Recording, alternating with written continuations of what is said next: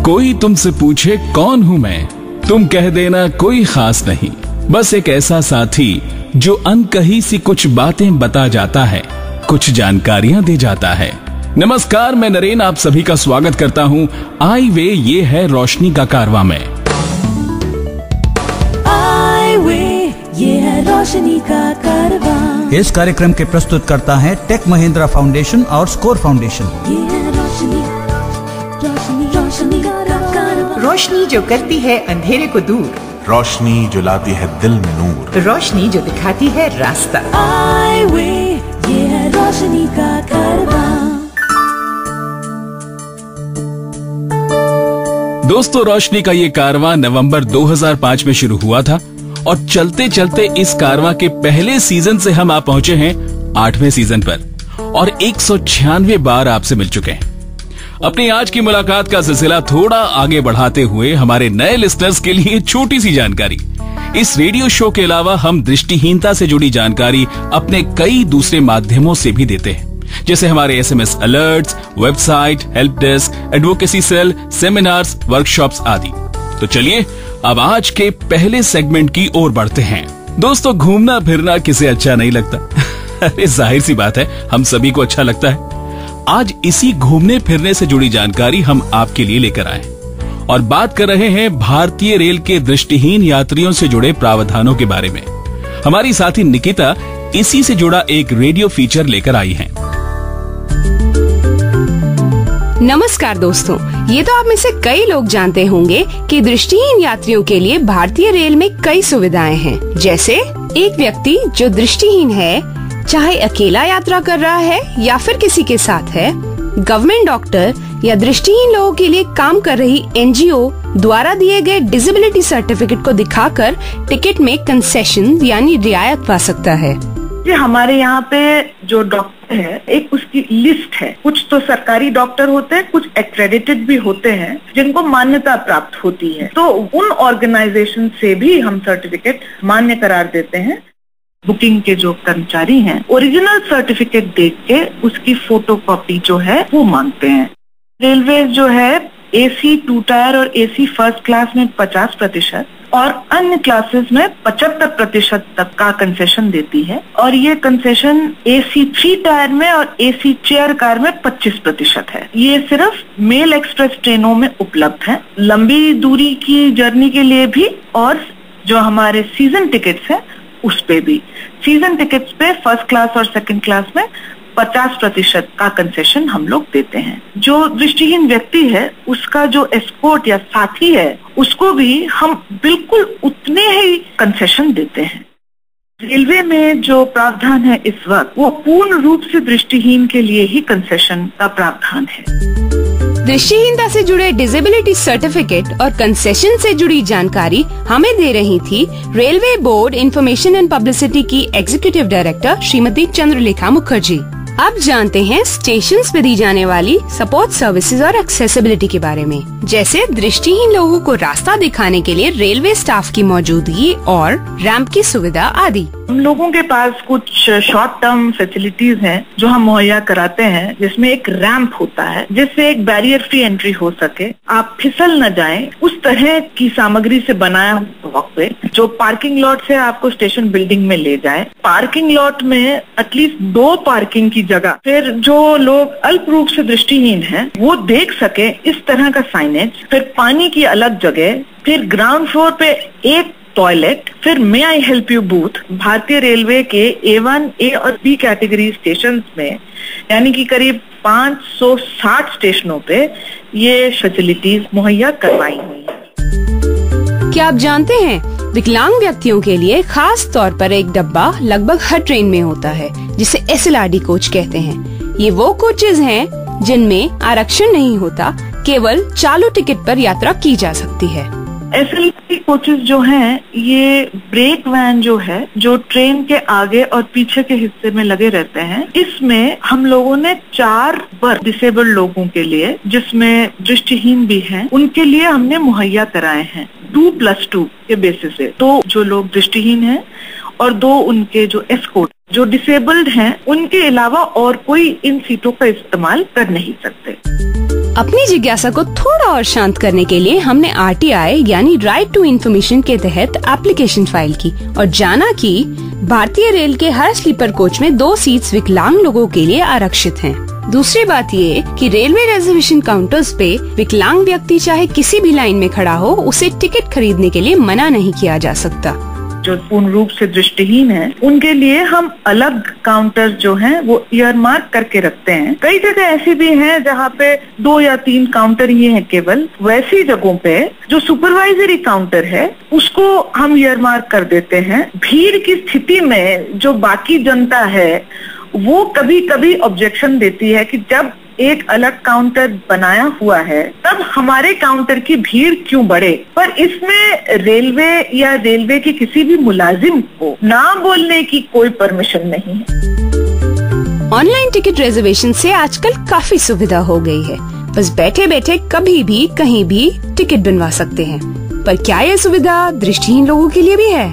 जब सबसे पहले ये ई-टिकटिंग का दौर शुरू हुआ था, दिक्कत ये थी कि जिन लोगों को कोई सर्टिफिकेट दिखाना पड़ता है, जिस कंप्यूटर से वो ई-टिकट ले रहे हैं उस कंप्यूटर में कैमरा नहीं है, तो फिर वो जो सर्टिफिकेट दिखाएंगे जिसके बलबूते पे उन्हें कंसेशन मिलेगा, इसको पढ़ने का रेलवे के पास कोई जरिया नहीं था। उसीलिए ई-टिकटिंग की सुविधा जो है वो हमारे दृष्टिहीन यात्रियों के लिए हम लोग एक्सटेंड नहीं कर पाए थे। पर अब एक सोच रेलवे में नई शुरू हुई है कि इनको भी हम लोग ई-टिकट के दायरे में लाएंगे और ये इसका काम ऑलरेडी जोरों शोरों से चल रहा है।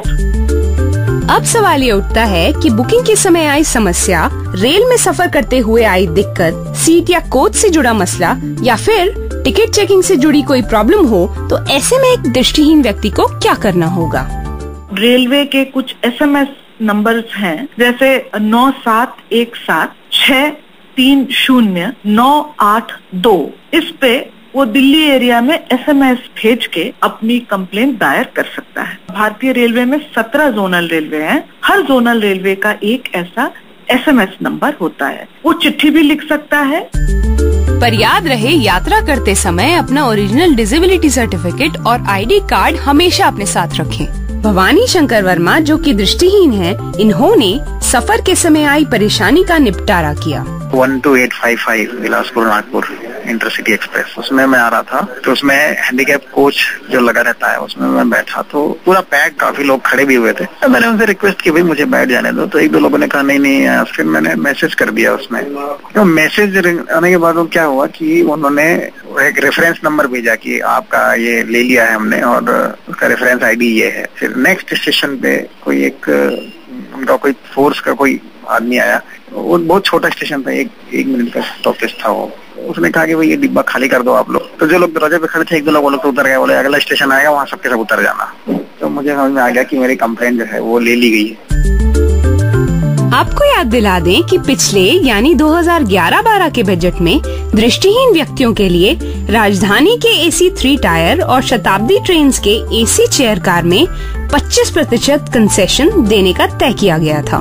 बजट 2012-13 की बात की जाए तो एक नई बात सामने आती है। गरीब रथ ट्रेन्स जिनमें विकलांगता से जुड़े कोई कंसेशंस नहीं दिए जाते, उन ट्रेन्स में पर्सन्स विद डिसेबिलिटीज के लिए स्पेशल कोचेज होने की घोषणा की गई है। अधिक जानकारी के लिए हमारे आईवे हेल्प डेस्क 011-460-70380 पर सोमवार से शुक्रवार के बीच सुबह 10 बजे से शाम 5 बजे तक हमें कॉल कर सकते हैं या हमारी वेबसाइट www.iway.org पर विजिट कर सकते हैं। अब सुनिए हमारे यंग अचीवर कार्तिक साहनी के बारे में। कार्तिक साहनी जो कि 12वीं कक्षा के छात्र हैं और दृष्टिहीन हैं, उन्होंने साइंस ओलंपियाड फाउंडेशन द्वारा आयोजित 11th नेशनल साइबर ओलंपियाड में फर्स्ट ऑल इंडिया रैंक और 22nd इंटरनेशनल रैंक हासिल किया। 14 देशों से छात्रों ने इसमें हिस्सा लिया। मेरा नाम कार्तिक है और मैंने रिसेंटली नेशनल साइबर ओलंपियाड के अंदर पार्टिसिपेट किया। ये कंपटीशन कंप्यूटर का कंपटीशन है जो कि हर साल साइंस ओलंपियाड फाउंडेशन ऑर्गेनाइज करता है। इस बार इस कंपटीशन में अराउंड 1.5 मिलियन स्टूडेंट्स ने पार्टिसिपेट किया 14 देशों से, और ये एग्जाम 2 लेवल्स के अंदर बटा हुआ है। फर्स्ट लेवल के बाद टॉप 500 बच्चों का चुनाव होता है सेकंड लेवल के लिए। तो मैंने सेकंड लेवल के लिए क्वालिफाई किया। रिजल्ट का जो मोमेंट था वो मेरे लिए बहुत ऑब्वियसली एक जॉय का मोमेंट था, क्योंकि मेरे जितने भी एफर्ट्स मैंने इस ओलंपियाड के लिए किए थे मुझे कमेंसरेट रिजल्ट्स मिले थे। क्योंकि साइंस एक नई चीज थी विजुअली इम्पेयर्ड के लिए, तो there were mixed reactions actually जो मेरे को लोगों से देखने को मिले। कई लोग काफी सपोर्टिव भी थे, लेकिन दूसरे लोगों को जाहिर सी बात है थोड़े से एप्रीहेंशन भी थे कि मैं कर पाऊंगा या नहीं, और मुझे भी थोड़ा बहुत एप्रीहेंशन थे कि हाउ विल आई मैनेज। मैंने साइंस ली और अभी तक I am doing pretty well. मैं कंप्यूटर साइंस एंड इंजीनियरिंग करना चाहता हूँ एक प्रीमियर इंस्टीट्यूट से, ऑलरेडी इस डायरेक्शन में काम कर रहा हूँ। आगे बढ़ते हुए उन लोगों की जिंदगी पर रोशनी डालेंगे जो दृष्टिहीनता के साथ एक सफल जीवन यापन कर पाए और लंबी रेस के घोड़े साबित हुए। ये है हमारा प्रोफाइल सेक्शन। मैं हूँ साइमा अम्मार और मैं दृष्टिहीन हूँ। अपना परिचय कुछ इसी तरह दिया करती थी साइमा अपने हर राष्ट्रीय और अंतर्राष्ट्रीय स्तर की स्पीच या सेमिनार से पहले। टाइफाइड के घातक हमले से मात्र 2.5 साल की उम्र में इन्होंने अपनी आंखों की रोशनी खो दी। इसके बाद इनके माता पिता ने इन्हें पढ़ने के लिए लंदन भेज दिया। 18 साल की उम्र में साइमा वापस अपने देश पाकिस्तान आई। साइमा की इच्छा थी कि वो सिविल सर्विसेज में जाएं, लेकिन शायद किस्मत को कुछ और ही मंजूर था। अपनी दृष्टिहीनता को, जो साइमा की कमजोरी भी बन सकती थी, उन्होंने अपनी ताकत बनाया और तय किया कि पाकिस्तान में रह रहे दृष्टिहीन लोगों के लिए वो कुछ करेंगी। पाकिस्तान के दृष्टिहीन लोगों को सुविधा मुहैया कराने का सिलसिला साइमा ने PFFB से शुरू किया। PFFB यानी पाकिस्तान फाउंडेशन फाइटिंग ब्लाइंडनेस, और साथ ही ऑडियो वर्ल्ड नामक एक प्रोजेक्ट शुरू किया। ऑडियो वर्ल्ड एक स्टूडियो है जहां दृष्टिहीनता से जुड़ी कोई भी किताब रिकॉर्ड की जा सकती है, और आज इसके 4000 सब्सक्राइबर्स हैं। ऑडियो वर्ल्ड के ही जरिए साइमा अम्मार से मिली, जो कि उस समय एक पाकिस्तान FM शो गजल टाइम के होस्ट थे, और आगे जाकर अम्मार से ही साइमा का विवाह हुआ। साल 2010 में साइमा की जिंदगी को एक और झटका लगा। एक इंटरनेशनल कॉन्फ्रेंस से वापस आते हुए उन्होंने महसूस किया कि उनके शरीर के बाएं हिस्से ने काम करना बंद कर दिया है। कई टेस्ट के बाद ये सामने आया कि उन्हें मल्टीपल स्क्लेरोसिस था, और थोड़े ही समय में वो दोनों हाथों और पैरों से अपाहिज हो गयी।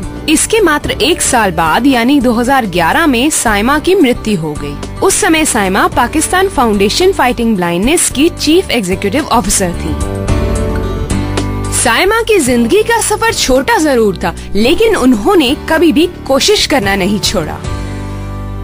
और अब एक खुशखबरी। हाल ही में कॉपीराइट एक्ट ऑफ इंडिया में कुछ ऐसी तब्दीलियां की गई हैं जो प्रिंट डिसेबल्ड जैसे कि पूर्णतः दृष्टिहीन, अल्प रूप से दृष्टिहीन, लर्निंग डिसेबल्ड आदि के लिए कारगर साबित होगा। इन तब्दीलियों के चलते अब किसी भी स्टैंडर्ड प्रिंटेड बुक को मिसाल के तौर पर Braille, large font, screen reader friendly software, synthetic audio या फिर ह्यूमन वॉइस रिकॉर्डिंग में कन्वर्ट किया जा सकता है बिना राइट्स होल्डर की इजाजत के।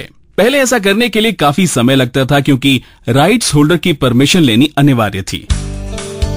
आज के यानी सीजन 8 के पहले एपिसोड का सवाल है, राजधानी और शताब्दी ट्रेन्स में दृष्टिहीन व्यक्ति और उनके साथ सफर कर रहे व्यक्ति को टिकट में कितने प्रतिशत कंसेशन यानी रियायत दी जाती है?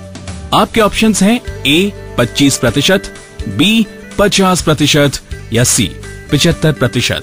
आप अपना जवाब 5 दिनों के अंदर हमें भेज सकते हैं। जवाब भेजने के लिए SMS करें 9968 329 329 यानी 9968 329 329 पर अपने पूरे नाम और पते के साथ, या फिर हमें ईमेल करें radio@eyeway.org पर radio@eyeway.org पर। आज का शो आपको कैसा लगा हमें जरूर बताइएगा। तो चलते हैं अगले प्रोग्राम की तैयारी करने के लिए, तब तक अपना ख्याल रखें। नमस्कार। ये है रोशनी का कारवां। इस कार्यक्रम के प्रस्तुतकर्ता थे टेक महिंद्रा फाउंडेशन और स्कोर फाउंडेशन।